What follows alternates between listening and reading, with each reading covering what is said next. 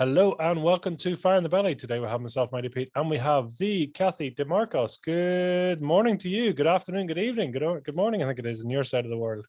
It is indeed. Good morning, Pete. Lovely to be here.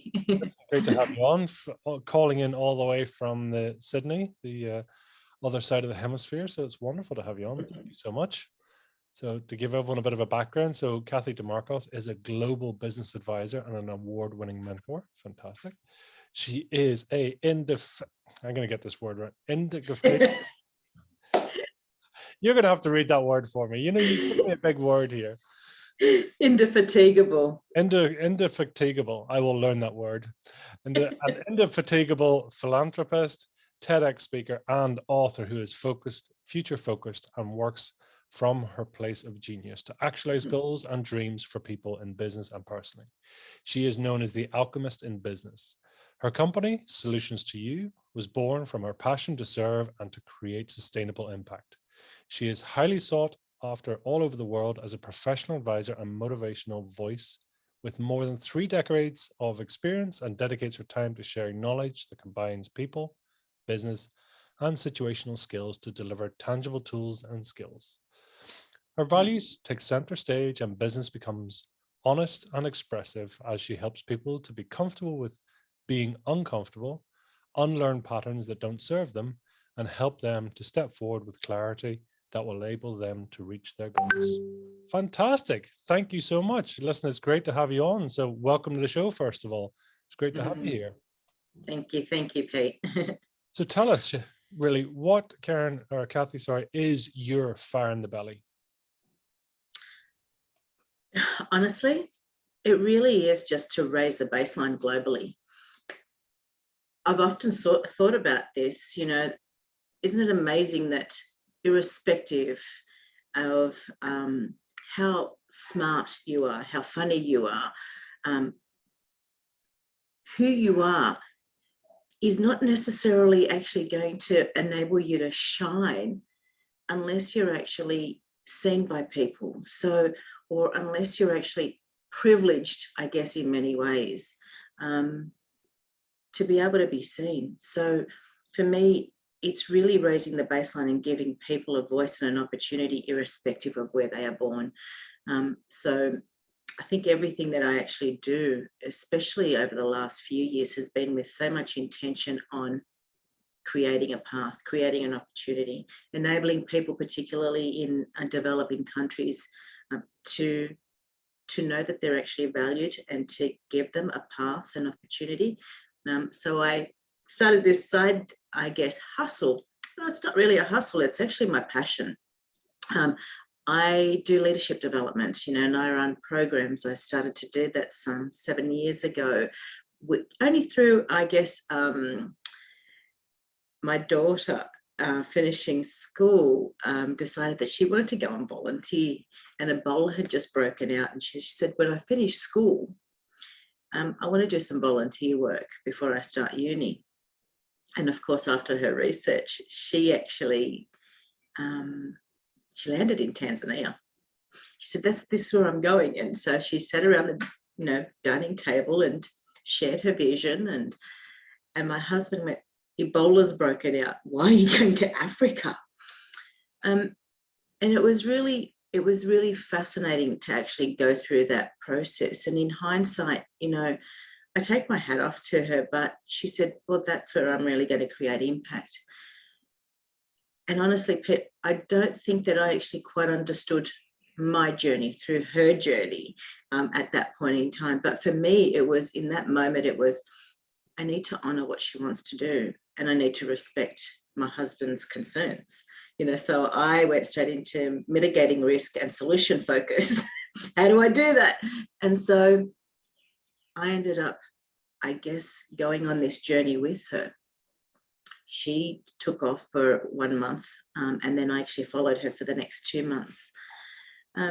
Through that process, so much changed. You know, when you reach crossroads in your life, and, you know, it happens to all of us at different stages.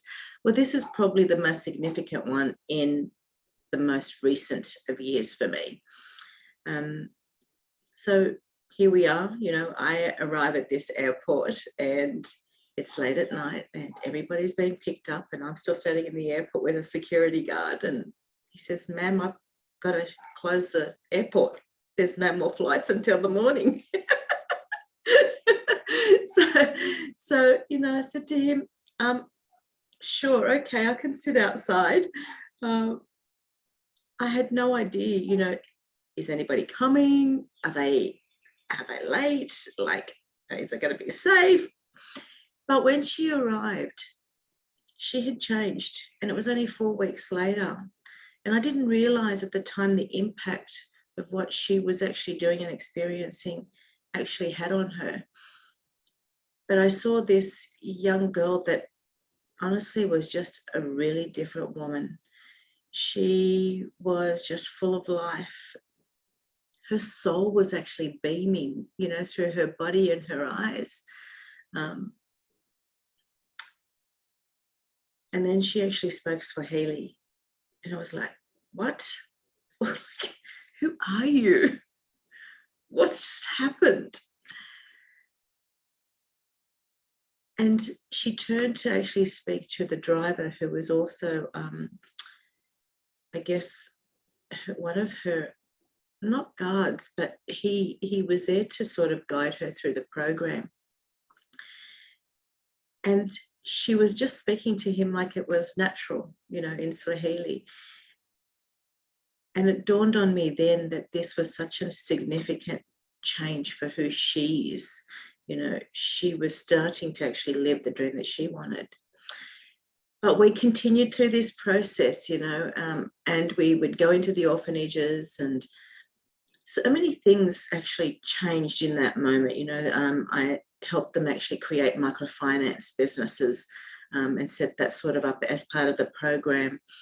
We started to put in programs in the orphanages because volunteers were coming from all over the world, but there wasn't necessarily the structure, for programs for the kids. That continuity of understanding the different development with the kids. Volunteers were coming in wanting to help, but they really wanted to see that there was a structure there. So that's what we did, and through that process, I guess I started to really understand the impact, the impact of actually having somebody across the world feel loved. We took a week off just over Christmas, and we had gone to Uganda. And when we came back, those kids actually saw us coming up the mountain through, their little door where they were, I guess their school. They bolted down that, dirt road to embrace us. And it dawned on me in that moment that we were getting so much more from these kids than what we were actually giving. The way that they actually made us really understand what connection, kindness, gifting the smallest of things actually means to humanity. Something shifted. So when I got back, I still didn't quite understand. And it was probably some months later, Pete, that I sat at the dining table, the same table. It was where she actually unveiled where she was going. And I turned to my husband and I said, I hate my life. And honestly, Pete, I genuinely felt like I was just on this roller coaster, like a hamster on that wheel, but not necessarily getting anywhere and not necessarily adding value, doing anything. And he looked at me and he said, hate? What do you mean, hate your life? And look, they had heard me, talk about snippets about, oh my gosh, that's first world problem, put things into perspective. And, my son turned to me and he said, Mum, you can't actually begrudge where you were born. You can't go back. I know that what you and Sarissa actually experienced obviously has had a huge impact on you, but you're here. This is your life. you can't continuously say we are privileged, first world problems. This is our life. Everything is a first world problem, And it was through that process, and I guess continuously looking back and thinking, okay, let me actually work out what I can do. How do I actually change my trajectory? How do I actually revisit what I'm doing here to do something differently? And it took me a long time. It wasn't something that just happened overnight, I can tell you. It probably took me another 2 to 3 years. And in that time, I had gone back to Tanzania, and my daughter had gone back, and I had actually then gone back and taken my husband, and then I'd got another trip and taken friends. And it was through that continual building where it was almost like I was redefining, what am I really here to do? What's my purpose? What's the impact that I really want to create, which is led me to my fire in my belly, situation. And it is to raise the baseline globally. And I know that this is bigger than me, but I know that I can do it. And it's actually about really sharing the message and being really intentional with everything that I do. And so I have to say almost everything that I do comes back to, is this going to get me closer to where I need to be? Or is it actually detracting me, from what that end goal is? That's the question that I ask constantly, together with what else. So I never ask, I'm conscious not to ask what if, because when I ask what else, it's actually about building. What else is actually about, what else can we do, rather than what if I did this and this happens? So it really changes a mindset.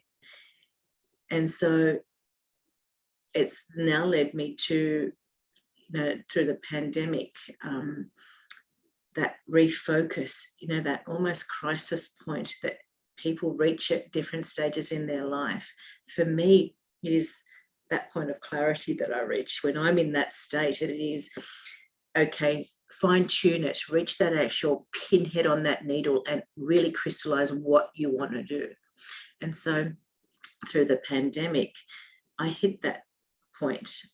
I had my father suddenly actually have a tragic fall in hospital that led to a brain bleed that led to him passing away within 7 days. Actually, it was even less. The day before my father passed, my mother actually had heart failure and got rushed to a different hospital, and we nearly lost her. The pandemic had gone into full lockdown in Australia. And all through that, I kept thinking, what else? What else? I had actually been doing, some mentoring into Tanzania, but I then went, I think I know how to pull it all together. So the young woman that I had actually, first met on my very first trip, she came to mind, and I reached out to her and said, bring all of your friends who are leaders, who actually are aspiring entrepreneurs. And she knows my values, and it is actually about gifting knowledge and about elevating people, about being transparent. And so I said, what I've been doing with you over the years, I'm going to do that for free. Let's actually put you on the platform, give you a voice. You become a host and ask me anything you want. They can ask me anything they want. This is an opportunity for all of us to actually grow, to share the voice, to come together, to collaborate. And so that's what we did. So we started leadership programs online. But through that, for me, was this continual what else, what else, what else. So I then actually started to form leadership programs. So I train in leadership, across the globe. So I then realised I had actually been working with one of the schools over there, and I could see she's an Aussie lady. She's been over there for 15 years, and she runs a school. It's called the School of St. Jude's. And she actually takes in orphans. They have to actually go through quite a rigorous test, so from a I guess, an academic perspective, they need to be performing, because her vision is, if we can give these young children an opportunity to be educated, they can become leaders of our country, of our nation, and then actually start developing our own children, our own communities, so that we don't have to rely externally. And so I reached out to them and said, would you like to actually be involved in leadership programs that I now have actually converted from adults to children? And so it became this dialogue. So we now actually run programs in the school, starting from the age of 12. There's actually 4 programs that I run. So 12-year-olds to 14-year-olds in the first group. And they're programs over 4 weeks, 6 weeks, and then ultimately 6 months. They become incubators once they finish school. But everything is actually about enabling them to identify their own values, how to understand boundaries, the value and the impact of paying things forward. And so that for me is now actually a business for my facilitators on the ground who I've been mentoring over the years. So I pay them, I've trained them, and I pay them to actually run these programs. And these kids now actually also understand the value of paying it forward. So over time we build, they come back then at the next stage, which is 15 to 17-year-old. And then when they finish school, and everything is actually about creating that circular impact, paying it forward. How can I contribute? Don't look at competition, look at collaboration, work in your place of genius, all of those sorts of things to actually enable them to continuously look inward, because everybody actually has the answers inside. But marketing, social media has actually taught us to actually look outward and look at what everybody else is doing and think that's what we should be doing. Whereas we know internally, what's right and what's wrong and what's good for us. And so creating that sort of path for them to make it their own, to be able to speak their voice, has really become my big passion. And over time, my intention is that I actually take these programs globally. I fund them into developing countries, but for Western world, they're actually a paid program. So even the kids that are actually in Western society that are paying for it are actually contributing and understanding the impact that they are making by actually enabling, somebody in a developing country to actually be part of what they've experienced just somewhere else. So that's a really long way around in what's my fire in my belly, So in my business advisory, work that I do, irrespective of whether I'm mentoring, running a program, I'm giving advice to businesses, corporations, everything actually goes towards funding these programs, being conscious about, who we're actually around, and I guess just enabling people to understand that, we can actually run businesses. We can run, companies. But if we don't have people at the center of everything that we do, then we haven't quite got it right. And so through my beliefs in, what the end game is, people actually start to shift. They really start to understand that there is so much power in paying things forward that it actually shifts who you are. And then you go to work and actually are joyful. It's not this mundane, I need to tick this thing off the list and do this and, what's the bottom line? We can actually achieve all of that, even if we actually pay things forward, even if we do contribute to somebody else, we can do things slightly differently. So it's changing the lens in which we actually live life, and I say play at work. What's your core values, Cathy? It is actually to ensure that we uphold people. It is honestly to understand our own biases and actually give people the opportunity to be heard. It's to be kind. It's to accept differences. And when I say accept differences, I mean that we can actually have a robust discussion and really actually, say we're never going to meet, but actually appreciate that there is somebody who has a really different perspective. I could not possibly understand your life, Pete, because I haven't lived it. I think I really realized that when we spent time living with a Maasai. And Pete, there's a lot of things within that culture that I could not possibly understand.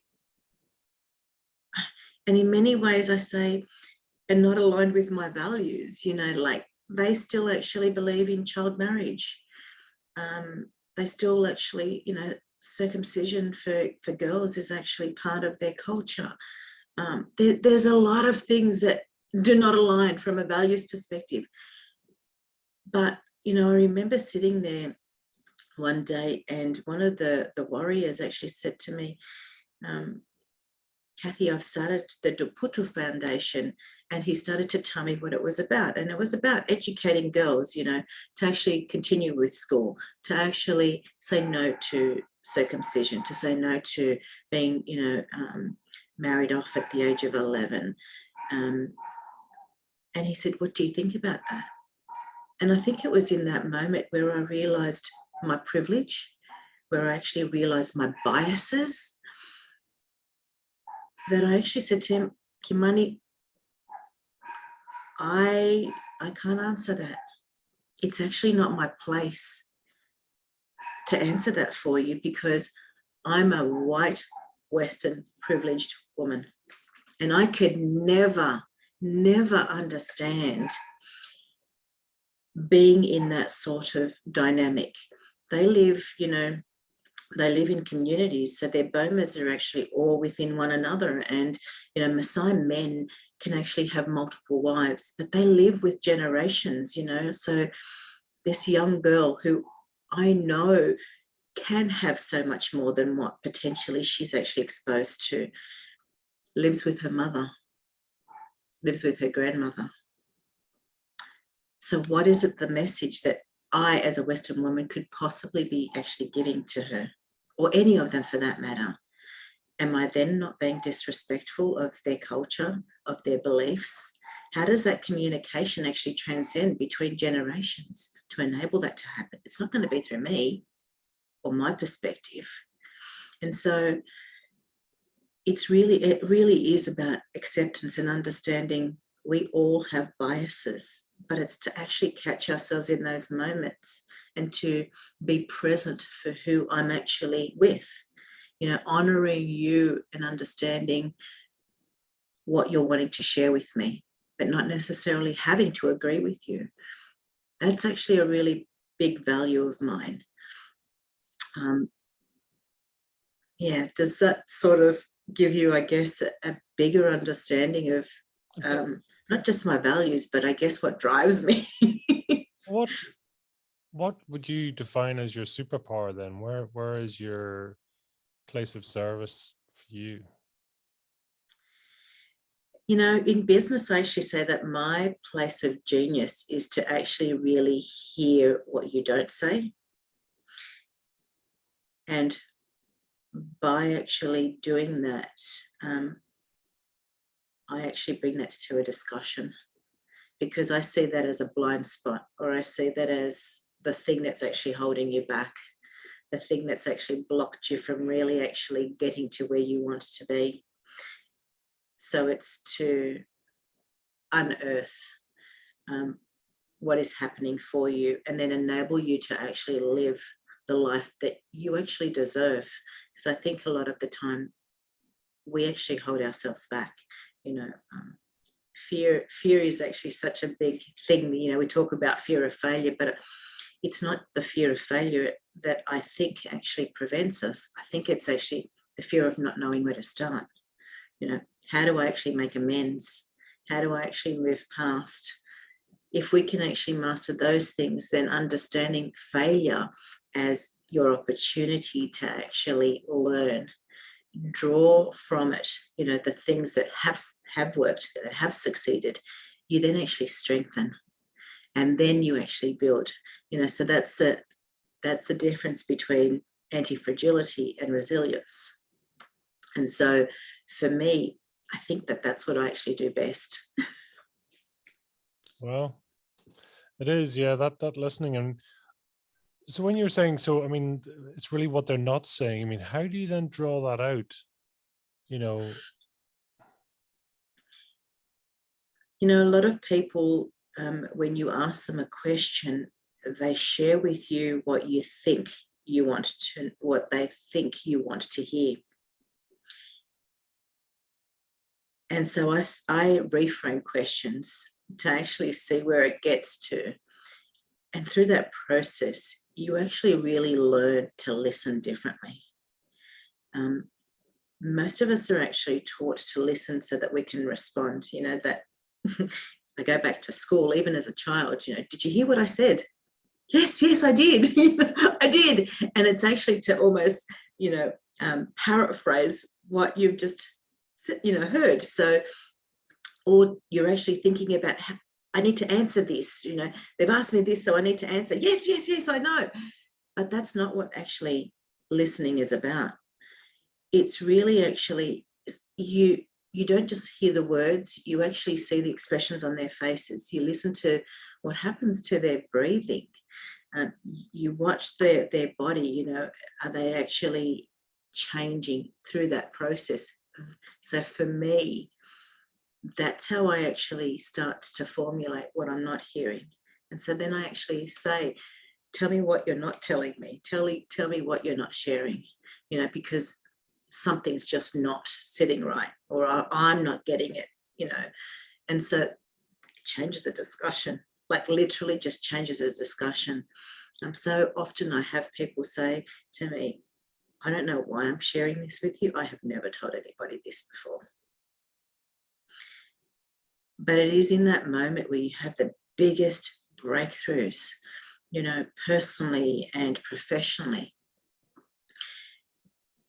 And that then actually enables them to almost lift whatever it is that they've been, I guess, holding back, or holding on to. And through that, their lens changes too. It doesn't mean that they don't default back, right? Because that's the unlearning process, and that takes time. I often say to people, particularly when they engage me for executive coaching and they want to break through something, or doing, high performance teams, C-suite, the people that don't want to be known that they're being coached, they're the ones that usually come to me because they actually want impact. Well, it's actually the unlearning, but you've actually lived a life for 40, 50, 60 years. Those behaviors are there. It's not going to happen overnight. It's not going to happen in 5 hours, because let's face it, 5 sessions is 5 hours compared to 50, 60 years, right? So that unlearning piece actually has to start with unraveling what's not being said, what's actually sitting in that belly, that's hiding. To actually bring up that fire in the belly, we need to actually unleash that. And so that becomes the unlearning process. That's where you go, well, okay, if you're in a fight or flight situation, this is what you would have done. But is that what you choose to do now? Isn't it funny, when we choose, as you say, it's this choice, but also that power of listening. When you ask someone, what are you not saying? It's so close, right? They'll just, within reason, they'll start to actually say, well, this is what I'm not telling you, right? Sometimes, it becomes an aha moment for them, and they realize, and they go, oh my gosh, I've never said this, but here you go. Or they'll go, what are you talking about? And so then that it is so deep that they need to process it themselves. And there'll be, anger and resentment and pain and fear and a whole lot of emotions that happen in that moment, and will continue to happen, over the next maybe week, 2 weeks, possibly even months. But until we, each of us goes through that process, we really don't reach that place of joy. I have moments like that myself. So I'm certainly not immune to it. And, and I'll sit there and I go, oh my gosh, where did that come from? I had no concept that was even playing on my mind. Something I remember, it was only just recently, I was having a discussion with my mother, and she said something to me, and I'm now trying to remember what it was, but she said something to me. And then out of the blue, my response to her was, hang on a minute, that's not true, because I remember as a child, I was doing this, this, this, and this. And in that moment, I thought, has that actually been eating away at me all this time? And I'd never even realized. Like, my father was actually quite ill from a really young age, and my mother worked 3 jobs. So I was raised by my grandmother. But I had never actually even thought about, the fact that I really hadn't had a relationship with my mother until I was an adult, because she worked so long and hard, not only to actually put food on the table, to have a roof over our head, but, to put me through private schooling. And what a privilege that was, just little things like that. But, as a result, that meant that I didn't have a relationship with her. I really didn't know her, until I actually became a mother. And so there's lots of things that, happened even for me, even though I'm conscious and I do this, as part of my actual work.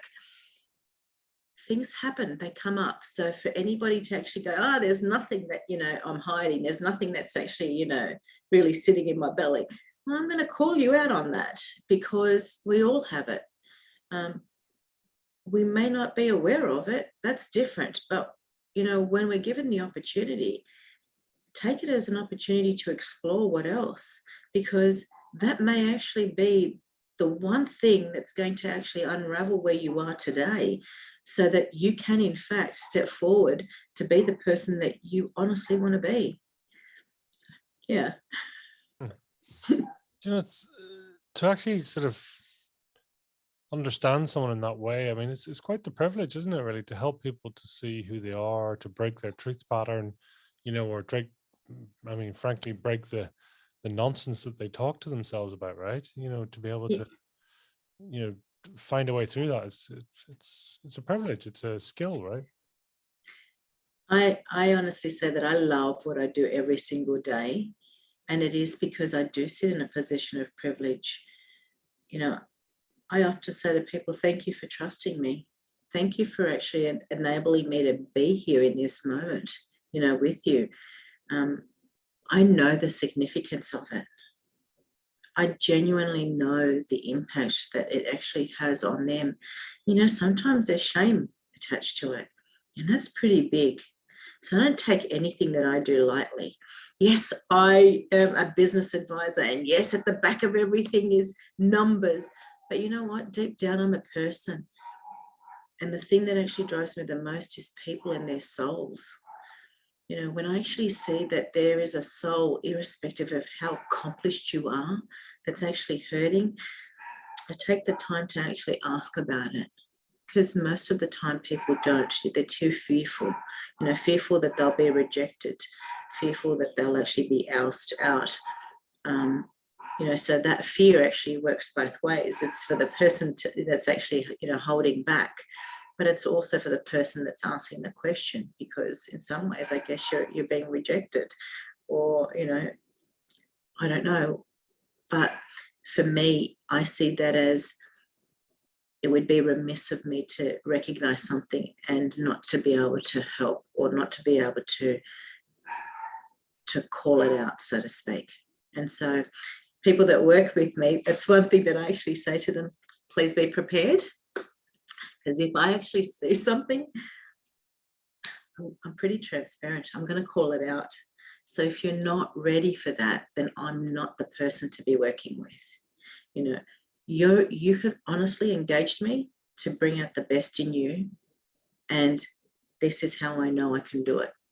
And so, I'm very upfront about that. Right. I mean, that's, that directness, but Because I mean, some people are holding these traumas, these blocked emotions, trapped emotions, etc., from, I mean, right away from year dot, basically, right? Because I mean, they can be. I mean, where do most of our emotions come from? Where's the origin? Do you know? Oh, it's interesting. A lot of people actually say that it's actually stems from generations. It actually comes through our natural, birth process, that we hold the trauma of previous generations. And, I don't know, I've not done enough research in that regard, but certainly a lot of it does come from childhood. I think in my recent TED talk, one of the things that I've actually shared, particularly when we come to taking risks, I say, as a child, is it possibly that as adults we don't take risks because when we were kids we weren't actually allowed or encouraged to do the simplest of things, of jumping off a tree? Don't do that, you're going to hurt yourself, don't do that. And so for those that are prepared to take risks, is it because they were actually encouraged to explore? They were actually, encouraged to do the things that perhaps their parents weren't able to do, So I think a lot of our learned behaviours actually definitely come from a childhood. There's been quite a lot of research that's shown that a lot of our actual behaviours are pretty much instilled in us by the age of 6 and 7, so we carry that through to adulthood. So clearly there is something in that, and is the trauma actually, brought through generations? I mean, it's our molecular being, right? So if we give birth to a child, does that actually carry through? Possibly, I don't know. But I think our lived experiences also contribute then to the way that we actually then behave and engage and look at life. So the more that we can actually have, I guess, those robust discussions and experience things where there are challenges, then we're actually able to heal. We're able to give ourselves permission, to be different, to think differently. So I think our lived experiences also actually have a play in that. Out of curiosity, what are some of the things that you don't say? What I don't say, I don't swear a lot. My kids know, even if there's some swearing in a song, they'll change the channel. I can't. I don't say I can't. I guess my thoughts around that is, if you say I can't, it's your choice that you don't want to, and that's okay for you to choose it, but then own it. Or actually say, I've tried that and I'm really not good at it, so I don't enjoy it, so I'm not going to do it. So it's really actually what we tell ourselves, that we then actually really create the storyline around it. What else don't I say? I don't know that there's anything that really comes to mind, but I am conscious about I can't, because I really think that becomes a limiting, belief, because you're automatically telling yourself you can't. Yeah. I mean, I'm just curious. I mean, what sort of the value changes were sort of before getting on that plane to Tanzania and after? I mean, would you have recognized yourself? Was it that big a monumental shift for you? Or, I mean, you also explained it was over a bit of time, so maybe it wasn't a complete evolution straight away, right? But it's interesting. I mean, this journey over the last few years has certainly actually enabled me to reflect a lot. And I guess through that process, I started to recognize patterns that I would not normally have seen. So valuing people has in fact been something that has been within me for a really long time. And I'd never actually noticed that as a pattern. Even as a child, I remember, and I've written about this in in one of the books, but I remember all families argue, right? And mine was no different in that regard, let me tell you. And we all had really different perspectives, you know, of what's right and what was wrong. And I remember as a child thinking, my gosh, but that's their opinion and they're entitled to it. But as a child, I didn't have a voice, you know, or if I did, it was almost like, and it wasn't from my parents, but it was actually through the surrounding family, that it was wrong for me to even have that thought, right? To think, how is that even possible that you think that way? And so I think for me, it was potentially there from a really young age that people are entitled to have their own opinion, and that we can actually still have differences of opinions and still like each other, right? It doesn't mean that because I don't agree with you, I don't like you anymore. It's just that I see things differently. And the other thing that I guess I've reflected upon is that I haven't always done things the norm, you know. So my TED Talk talks about going against the grain. That I realized, you know, again, I wasn't the traditional, you know, first generational migrant. You know, I was a tomboy. I played cricket and rugby, and, you know, I would surf and ride a skateboard. Certainly not from a gender perspective, certainly not from an ethnicity perspective was I the norm. But I didn't see it as being different. I just saw it as me being me. And when I looked at my career path, again, I started to see the patterns.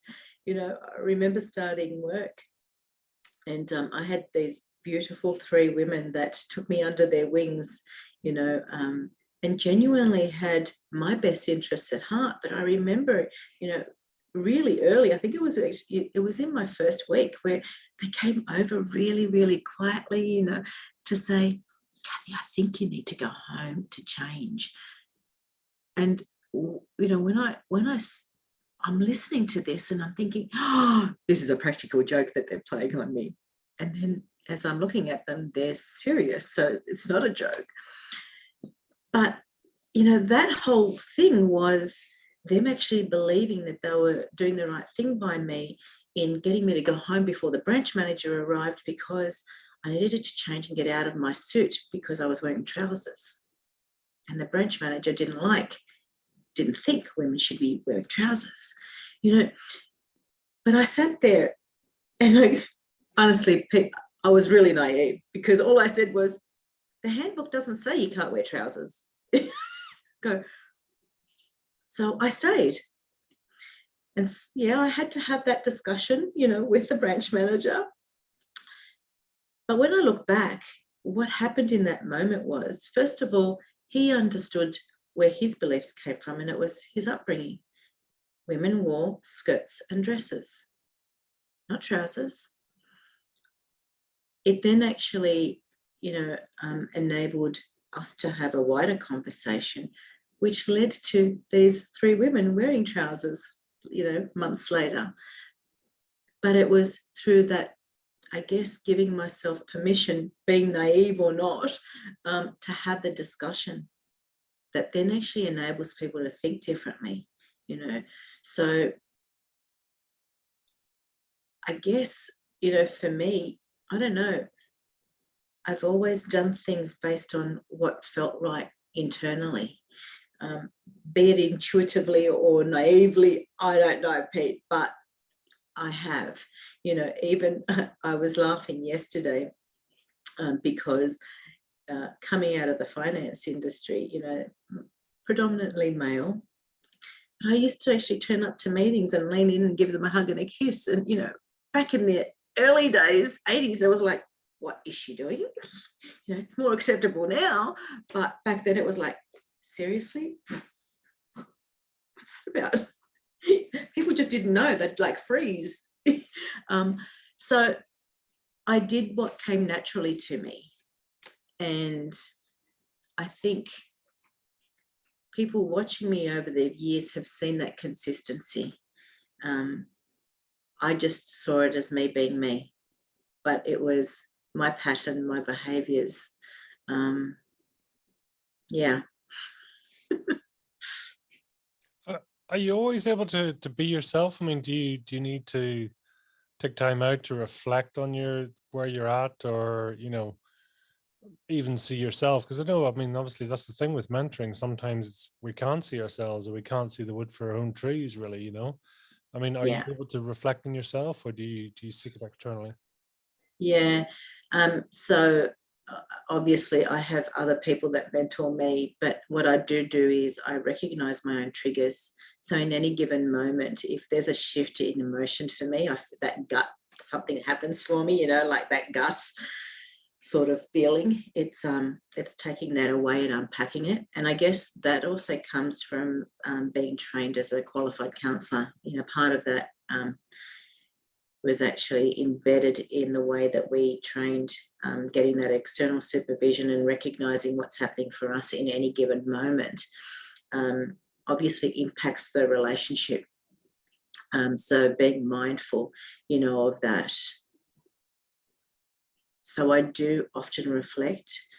I will reflect straight after, but I actually take time out after that too, to go, what was that really about? Because it doesn't always surface in that moment. Like, you recognize it. Like, I recognize something has happened, and I may be able to attach something to it, but it's not always what's at the surface level.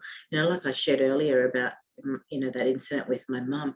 That was like an unraveling where it was like, where did that even come from? So that took me a really long time to actually really understand what that was even about, because I wasn't even conscious that it was there, but it had such a profound impact on the way that I responded to that situation, that for me, it was something that I needed to continuously, reflect on. And so that then, led to a telephone discussion to say, this is what's just happened, and I just want to talk through it. Because if I don't do that, I carry it in, not only to the next session, that I'm in, but also potentially with other clients or other situations for that matter. So yeah, I work on myself a lot. It's part and parcel of who I am. Tell me this: what did you want to be when you grew up? What was the original plan?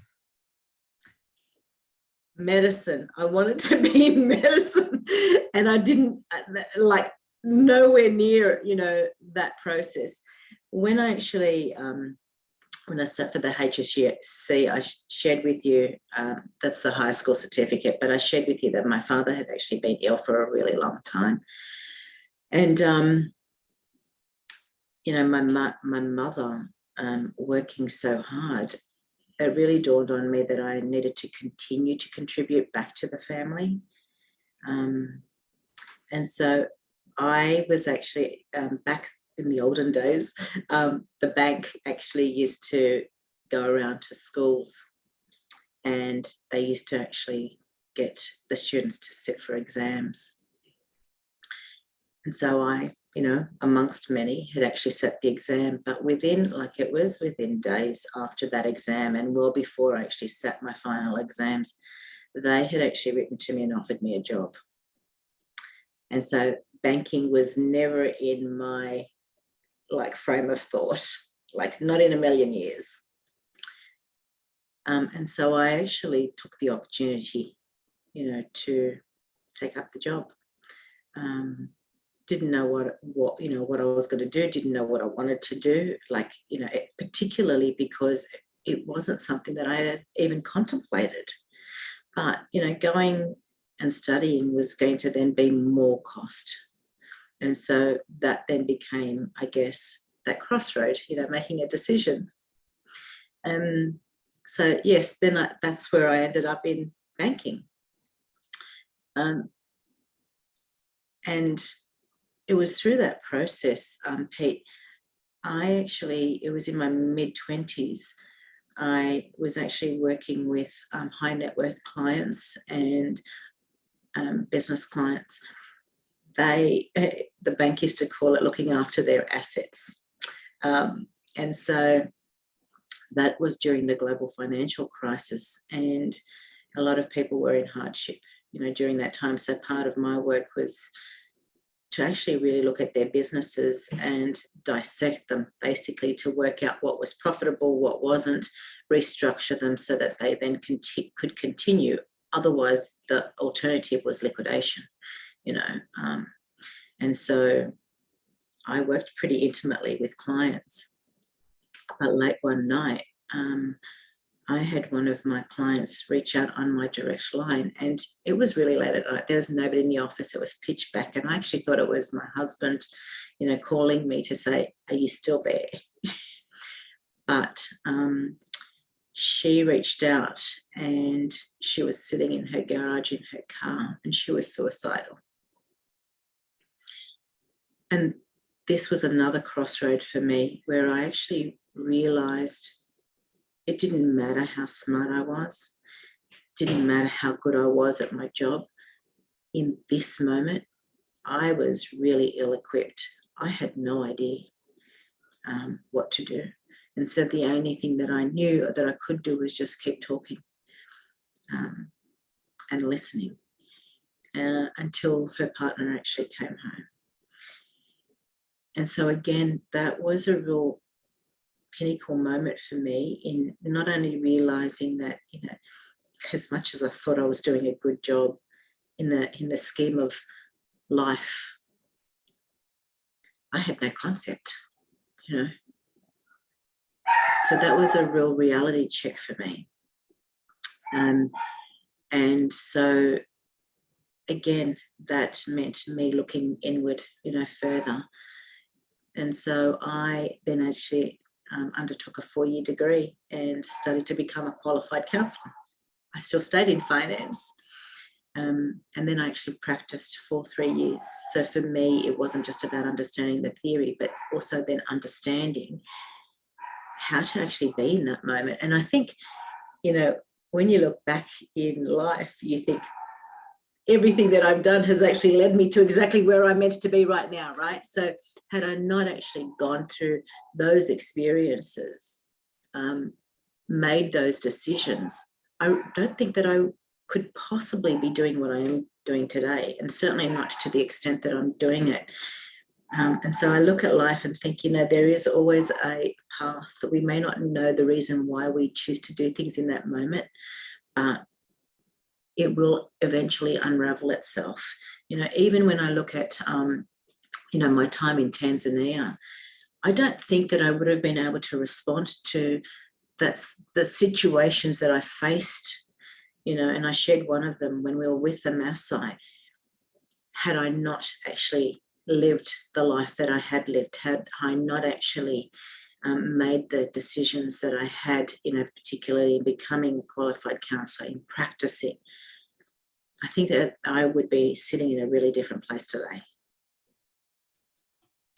Isn't it funny how we just, whether it's a circumstance or we're just called in some shape or form? I mean, we ever know why, they reached out that night? Why? Yeah. It's funny, people have often said to me, "Oh crap, why did they reach out to you?" And my view is, what a privilege. Out of all the people, honestly, out of all the people that she had in her network, she reached out to me. So I honestly looked at that moment in exactly that. What a privilege that she actually trusted me. I don't know that I could look at it any differently. And so whenever those situations happen, to your point earlier about it's a privilege to actually be in that situation, to say to someone, "Well, hang on a minute, what's going on for you? Because what you're telling me doesn't really resonate with, what I'm seeing." It's a privilege. It's a privilege that they actually feel safe, that they can actually share, whatever they choose to in that moment. So I try to actually be the whole of me in, all of the situations. undoubtedly there are times where I do have my guard up because, I don't know what I'm walking into. So I'm conscious of that. I'm conscious that I don't allow all of myself to be seen. It doesn't necessarily mean that I'm not still me, but I may not necessarily wear my heart on my sleeve, all the time. There are times that people can't actually see all of me. I know that it's not the right time for them to actually hear everything that I have to say, or that I would like to say for that matter. And so I don't necessarily always share. Sometimes I say to people, I actually know the answer, but it's not up to me. And they go, just tell me so we can move on. And I go, no, because it's my perspective. And that also changes the way that you will then embrace this. It's got to come from within. If it doesn't come from where you're sitting, it's not going to resonate. You're not going to have the same sort of impact. And so, no, I'm not going to share. You've got to come to that realization yourself. It is that realization, isn't it? Mm. When you were in Tanzania and, you talked about you were almost learning more from them than they were from you in many ways. I mean, what was that? What sort of reflection, or what did it do for you to be in that space? God, I cried a lot, Pete. I cried almost every night. And it was tears of joy and tears of, I guess, being grateful that, I could actually experience what I was experiencing, but also actually become incredibly grateful. So grateful, for what I had.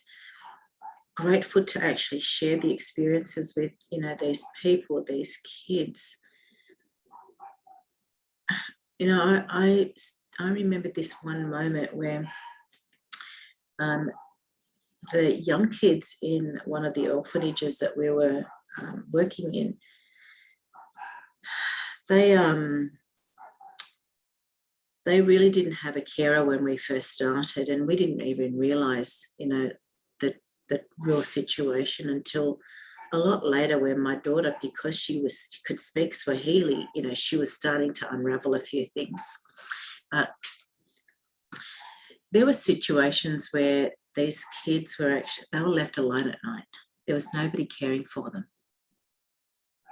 They were actually, they were being moved. They had been moved from one location to a new location, and it was a demolition site. There were sheets of roofing across their beds. There were nails and timber all over the place. And they were sleeping amongst, all of that. But I remember actually seeing one day, we used to actually make ugali, which is like maize flour with water. And that's actually their staple diet.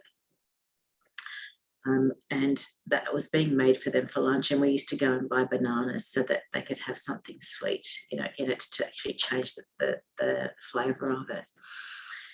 And all of a sudden I remember, 3 of the kids had sort of walked out with their little bowls, and I'm thinking, they had gone outside, just to sit outside instead of sitting in the little room. And when I had gone outside, they had actually shared their food with this dog that had turned up. It was a puppy, but clearly it was not healthy. It was just so skinny. You could see its skeleton, and obviously they could see that it was quite frail and had not been eating. So here are these orphan kids that don't really have a lot of food for themselves, sharing their food. And so I sat in that moment thinking how pure these kids are. And irrespective of their circumstances, they're actually looking, at this puppy and understanding its pain and understanding that it needs to be nurtured as well. And yet we throw so much away, and we're continuously looking for more and more and more. And so it was little moments like that where, when I came back, that moment of sitting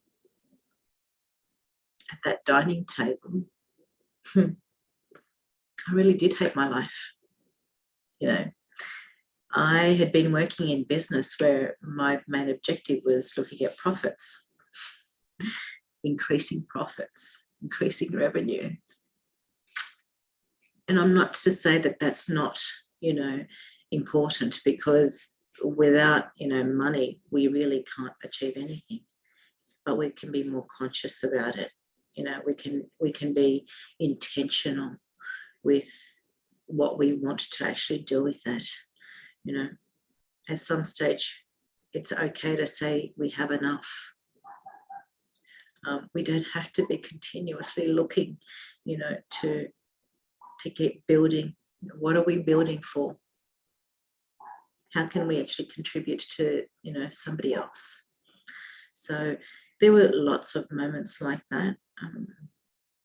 There are some things that I still actually don't talk a lot about. There's, one particular incident that really has left me with a lot of guilt because I didn't trust my intuition, and I was so conscious of being mindful, that I'm a white Western woman, and I shouldn't bring my own, I guess, judgment to situations, and to accept that I could actually be wrong, that I really actually neglected what really sits at the core of who I am, and that is to pick up on things. And so there's a particular incident that I still carry with me, years later, in could I have actually stopped something? Could I have done something differently? So there's a lot that I still actually reflect on, and maybe through those challenging situations, I continuously look back and check in on myself, to make sure that I don't actually follow the same sort of patterns, to be more aware, to really actually listen in, and that's why I think for me the importance of the unlearning is so important for anybody, to step forward, so that we don't actually just keep, walking through challenges, which is what resiliency is about. Yes, we are resilient. Yes, we've actually been able to, be standing upright today, despite what we may have actually, endured. But if we don't actually learn from those situations and actually change something, we're really not achieving anything. And that's what, anti-fragility is actually all about. That's what enables us to continuously learn, strengthen, and then elevate those around us. So, yeah. Beautiful. Thank you for sharing that. I mean, it's obviously a deep impact for you. It really is. I'm so grateful that even though this was the journey for my daughter, it was actually the journey that I was meant to be on. And so sometimes I laugh and I look back and say, thank you for Ebola, because we wouldn't have had those robust discussions. We wouldn't have had her thinking about, going to Tanzania. I often look back and say that I'm grateful for, COVID. And it ended up making me be exactly where I needed to be through my family crisis, and making conscious decisions where a lot faster than perhaps I would have, otherwise. We all have challenges, Pete. We will all actually have hurdles and obstacles to overcome, but it's how we actually choose, to navigate through them, over them, with them, that actually is going to make the difference. So, we're all living through the same situation. Yes, at difference, in different ways at the moment, but the reality is that everybody's actually experiencing some sort of pain, anguish, fear, whatever. But if we actually just pause, that's all we need to do, and be there for whoever we're actually in the presence of, it's going to make a difference. And that's all that we have to do. There's so much in there, isn't it? It's, we don't need the world to go faster, to make all these things happen. We need the world to go slower, or it's choice, right? Yeah. Sorry, that was very deep.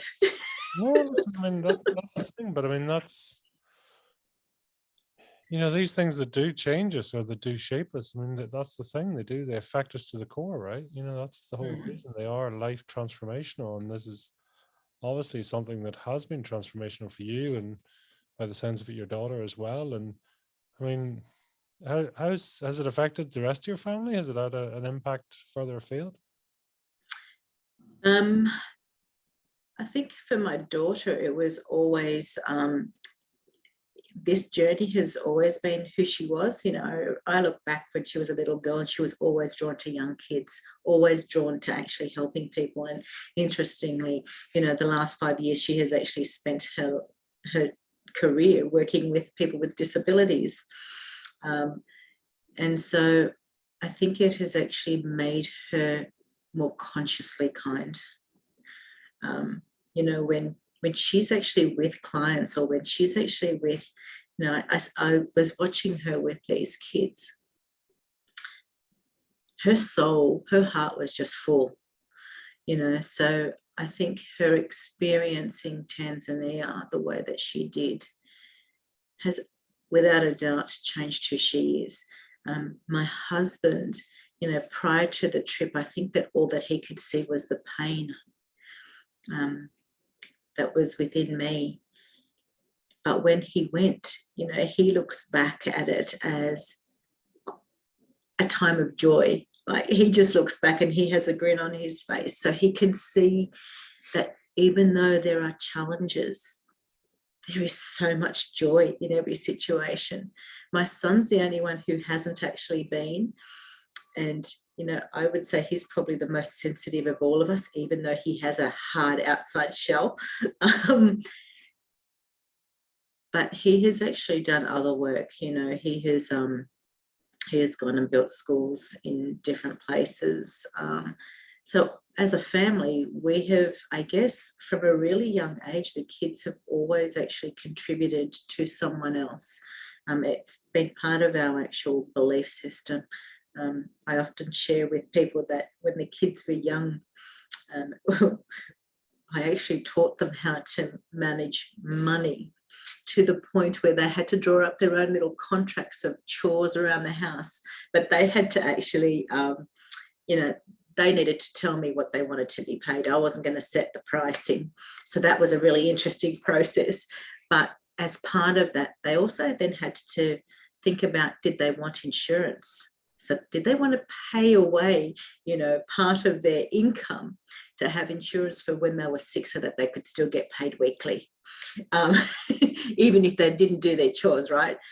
They needed to actually split their banking up to everyday use that had a check account attached to it, and they just, hand in their check and say, can you give me this so that I can buy this? They then had a second bank account that had, I guess, their emergency fund, if they didn't have enough in their account that they could actually draw on. And then they needed to actually have money set aside for long-term goals. But part of that was also that they needed to contribute and give to charity. So 10% was always about, think about what charity you want to contribute to, and that's where this money goes to. And to this day, they still actually have that philosophy. They still have those 3 different bank accounts. They still actually think about, the charity that they actually contribute to. So it's funny how the smallest of things can actually then become rituals that then give meaning to the way that we actually live life. So it's that, has it changed us? I think it has. It's changed all of us. I think we all actually think about our community being global. It's not just where we're living. It's not just Sydney. It's not just Australia. You know, everything that happens across the world, you know, we have the ability to actually contribute. So think differently. And I think the more that I now have, you know, the fact that I've started to become more visible and to share, I guess, my journey, my life, my perspective, I think people are also actually starting to pause, to actually think about, what is she actually saying? You know, what am I doing? And that really has only come about, you know, through everything that I've gone through, because I was always very comfortable just to sit in the background. I didn't need to be seen. I didn't need to be heard. You know, I was quite happy to actually say to the staff, oh, you know, we've done this. You guys go up and accept this award. You guys do this. Whereas I've become more conscious that by me not being seen, it's remiss, because you know, you can't be what you can't see. That saying is so true. And particularly, I think, for young girls and for women, because I don't do things by tradition, it's important to actually say, listen, I've done this for a long time, and it's okay for you just to be you, the whole of you. You know, you don't have to be a particular way. You don't have to do things in a particular way just because that's the way it was done, you know, in the past. So, yes, I think it has changed who I am. It's changed the way that my family looks at things. Yeah. It's super interesting. I mean, whilst, you know, money brings up different emotions for different people, right? But yet money is the thing that's also has allowed sort of the journey and the concept or the perception of money is what, so it seems, has also allowed you to go on this journey, you know, teaching finances and, you know, the sort of micro businesses and mini banking and all that thing in Tanzania. And yet it was your career beforehand, and also, you know, what you taught your kids and what you taught others, and even now money mindset or money management through business as well. It's like it's value, it's wealth, it's, you know, wealth in societal wealth, emotional wealth, spiritual wealth, financial wealth, all of it, right? You know, and I don't know, it seems to be it is a thread. And it's interesting because, you know, given your question earlier about what did you want to do, no, money wasn't involved in that at all.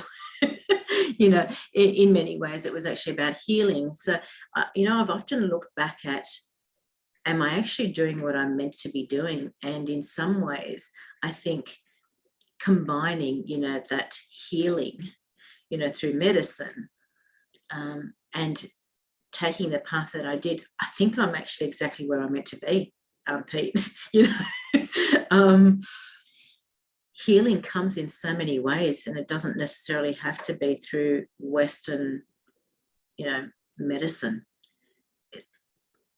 We, you know, we heal just by being. We heal through touch. We heal through being present. You know, it's valuing somebody is actually really healing. It's the one thing, you know, when I look at a lot of the work, I guess, that I do, particularly with C-suite, is that people are a particular way because they've had to fight their way there. Do you know how much trauma is in that? It doesn't necessarily mean that that's who they wanted to be, you know, to fight, to dig, to do the things that they have done. But that's what they thought they had to. So me actually being able to genuinely show them that, you know what, you can have a sustainable business, you can actually scale, you can grow, and you can be happy. You can have it all. You just need to actually look at things through a slightly different lens. And I think that's the reason why I stay working in business as a business advisor, because I know that I can actually create greater impact, you know, whether it's actually through a global company working with, you know, the board or C-suite, or whether it's actually in small business, it still has the same impact because I'm impacting people. And when you impact people, you actually get a really different outcome in business. And the way that they actually attach values to money then actually shifts. It's not just about seeing, more zeros on the bottom line, because we now actually attach what we want with that. What's the objective? What outcome do we honestly want to achieve through that? One of the things that I actually train or incorporate in my work is enabling people to actually understand that the way that they respond in any situation can in fact be changed, and that includes the money piece. When you actually know the outcome you want to achieve in any situation, whether it's through money, through yourself personally, through an actual discussion, you actually get a response rather than a reaction.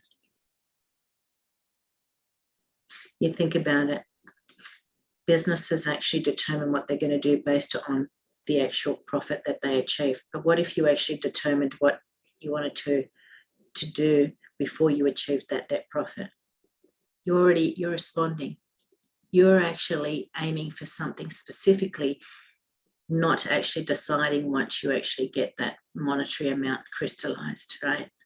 So everybody on that journey actually knows how they're contributing to an outcome rather than trying to actually aim for this dollar amount, which is really superfluous, because what does it mean to anybody? It has no meaning. It's just paper and plastic, right? Yep. Yeah.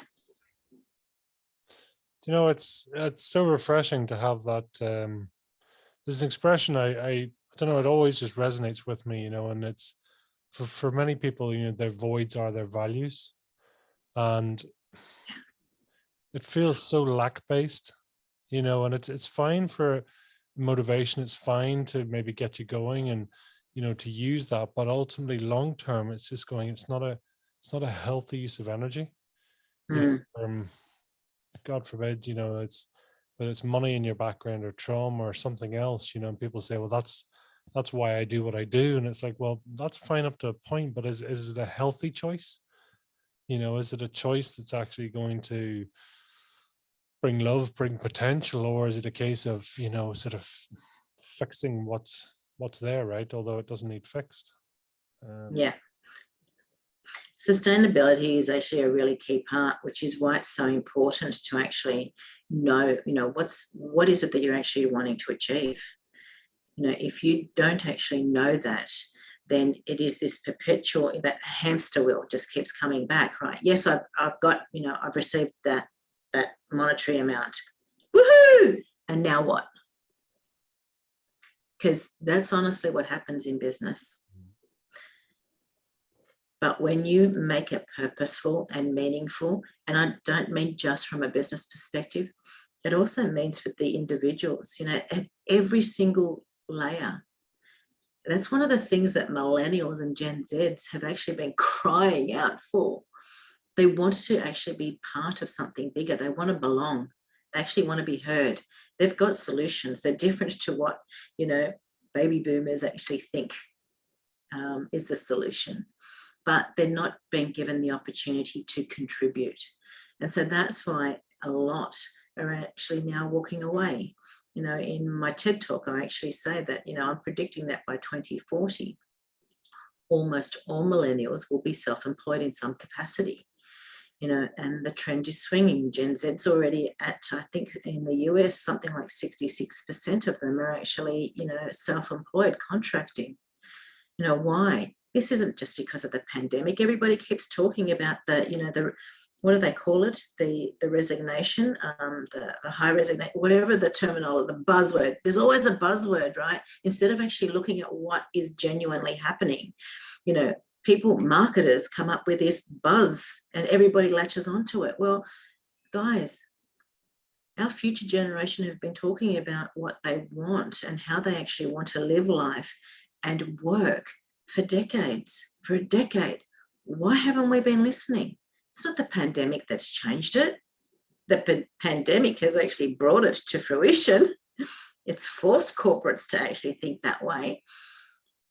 it's made people actually stop to pause and say, hey, you know what, we can actually do business like that. But people are still trying to rein it in. Why?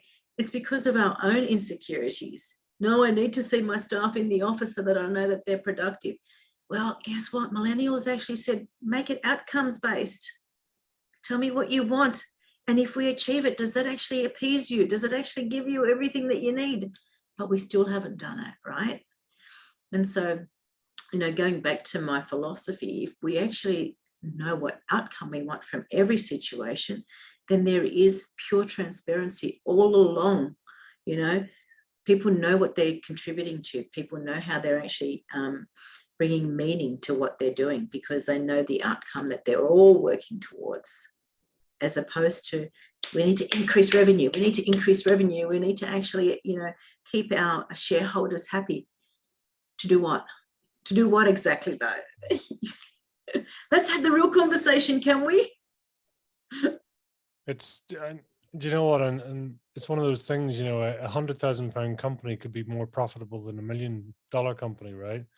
You know, it's not about the revenue. It's not about how much you do. It's, you know, how much is purpose, how much is profit, how much is genuine energy, how much is positive stepping forward, right? You know, it's big's not better necessarily. Yeah. Oh, absolutely. I always find it quite fascinating. I mean, the work that I do, I love it because not only do I actually just get to meet incredible people, but it really actually allows me to have people have a different relationship with money, you know, or their perception of money. Most people actually say numbers is not my thing. And I go, well, actually numbers wasn't your thing because nobody has actually shown you how to make it easy. Because that is what it is, right? It really is. It's just about showing people, you know, what numbers mean in a way that they can understand. But everybody has really relied on, I guess, an accountant who really is there to serve a specific purpose. They're not a business advisor. And they look at your business from a really different perspective. Their obligations is around tax, right? It's around the reporting elements, but not necessarily about how to run your business and how to actually make it more profitable, because they don't necessarily understand efficiencies in your business. They don't understand your people and where their place of genius is. So when you put them in a position where they actually love what they're doing, guess what happens? Productivity happens. Guess what happens when productivity happens? Profitability increases, efficiency increases, right? And so it's really actually getting people to understand that business isn't what they think it is. It really comes back to people. And when we can get that mix right, everybody is actually going to be humming. You know, everybody knows where they're working towards and what happens in the meantime. You know, that grey area becomes fluid. It means that we're actually giving people permission to actually innovate, to be agile, because they know what the outcome is. And so they can actually change things in the interim to make sure that they're working towards this specific outcome, because they know what their contribution needs to be, right? But we seem to really stay in this rigor format, you know, because that's what we've been shown through industrialization. And, you know, everybody that's done an MBA understands business like this, and all academics are teaching business this way. Guys, can we actually get out of that? Can we genuinely bring it to today? You know, what's happening today? What's happening around us? Story of life, well, isn't it? You know, just being present. So much, so impactful. So impactful. Yeah. Tell me, what does Cathy do for leisure and pleasure then? What does downtime look for you, or recharge time? Sunrise. Anybody that knows me knows that if you want to give me the greatest gift, it is to come with me to watch the sunrise. That really actually resets me. So I'm a real early bird. It doesn't matter where I am in the world. That's where I actually find my peace. The water. So walking along the beach having sand in my feet and my toes, listening to the ocean. It doesn't matter if it's raining. I actually quite enjoy the rain. I find it really calming, soothing. It's like washing away, those tingles is just washing away anything that needs to be washed away. That's my relaxation time. And I do like to read. I go through stages of reading where I will just read and read and read and be so consumed in reading. And then I need to detox. So it's like, don't have any books around me. That's really my downtime. I don't really watch a lot of TV or movies. My kids will actually laugh as they share that mum watches movies in fast forward. So a movie needs to really, really grab me. If it doesn't grab me, I just fast forward. So I'm not a good person to watch a movie with. Well, listen, I mean, that's the thing, right? It's sort of, fail forward faster, right? It's like, if it's not going to be a good one, let's rip through it. There's a lot to be said. Yeah. Well, I've been known to walk away, to get out of the cinema and go, I'm not going to waste my time here. Time's valuable. Yeah, and that's it. I mean, I think that there's a secret there too, that people are just not precious enough with their time, and be prepared to step away, and that's okay too. Yeah. So tell me, if you were to try and describe your fire in your belly in 1 or 2 words, what would they be?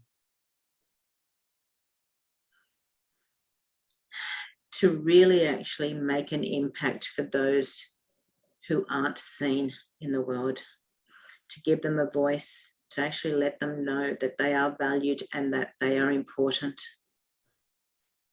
That's what I think. Everything that I do is to actually really elevate people. It's so important to me. I guess I keep going back to those little kids in the orphanage, especially in the early days.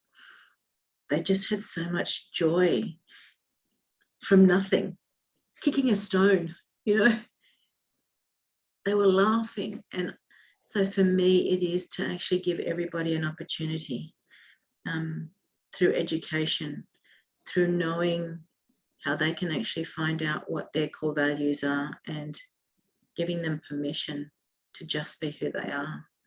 That's what really drives me. That's the fire in my belly, to be that voice. It's beautiful. So tell us, where can people find out more about you? Where can they learn more? And also, of course, your books. Talk to us quickly about your books as well. Well, this is my first book. So it's Same People, Different Vision. And it really is, for me, sharing some of my stories and lived experiences through business in how you can do things differently to get an outcome that is about collaboration and about elevating people. It's about developing leaders, I say, of today to actually shape a better tomorrow.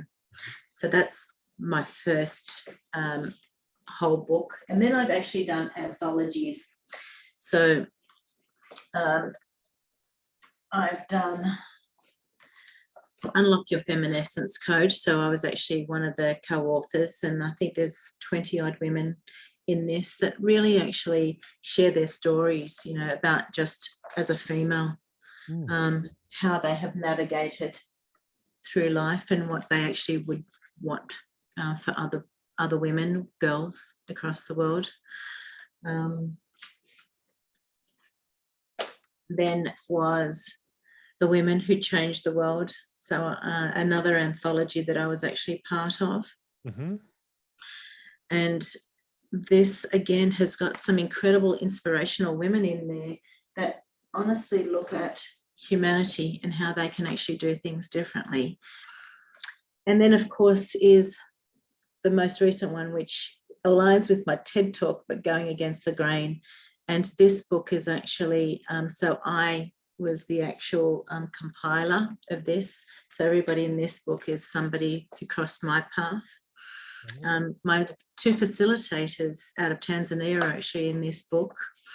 A woman who I actually met in Uganda while trekking with gorillas is in this book. She lives out of New York, and she's actually a managing partner in one of the global consulting firms.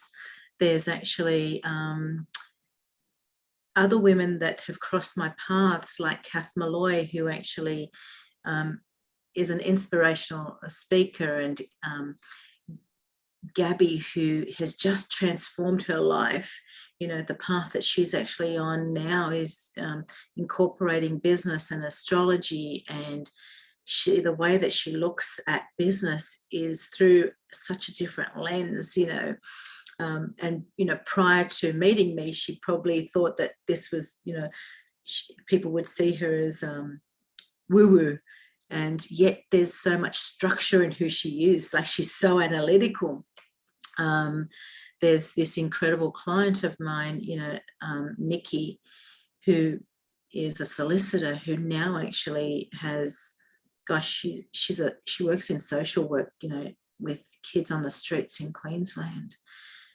The work that she does is remarkable, and she certainly goes against the grain. What she actually does is she questions the way that I guess policy has been written, because it's been written with so much rigor that it doesn't actually serve the kids, yet that's who they're there to serve, you know. So she's become this advocate for these kids who are funneled through a system that doesn't really enable them to change who they are. Who else is in this book? Just trying to think. Karen McDermott, who's actually the publisher, you know, is in this book. She shares this incredible story that she's never actually shared before. And she's done, I don't know how many anthologies and books that she's actually published. She's an inspirational woman. You know, her trajectory in life to where she is today is, you know, she's allowing people to have a voice. She's giving people a voice. She's sharing their stories and bringing them to life. And so that's her. Let me think of what else. Who else is in here? I've shared Oksana, Karen, Gabby. I've shared the astrologist. So Belinda, Wira, and Helen Lukundu, they're actually the facilitators out of Tanzania. And, you know, the work that they're actually doing, they now actually run Bora International. And again, the values and the philosophies of Raise the Baseline are what they actually embrace. You know, they've come together, having crossed paths through actually doing the Mandela Foundation scholarship, you know, and so they actually bring to life my programs in Tanzania on the ground. So we make them culturally suitable.